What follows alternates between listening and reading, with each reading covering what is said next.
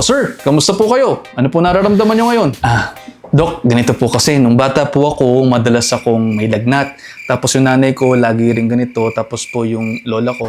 Saglit lang po Sa inyo po tayo mag-focus. Ano po yung nararamdaman nyo? Oo nga po, Dok. Pero kasi po dati, yun pong aso namin, lagi rin po nilalagnat. Saka yung kapitbahay namin dati, ganun din. Tapos ako ngayon, Dok, minsan sumasakit na rin yung tiyan ko. Nahirapan na akong huminga pagka ina-atake ako ng anxiety. Pero wala naman akong lagnat, Dok. Nahirapan lang talaga akong huminga kapag ina-atake ako ng anxiety. Dok, help me please.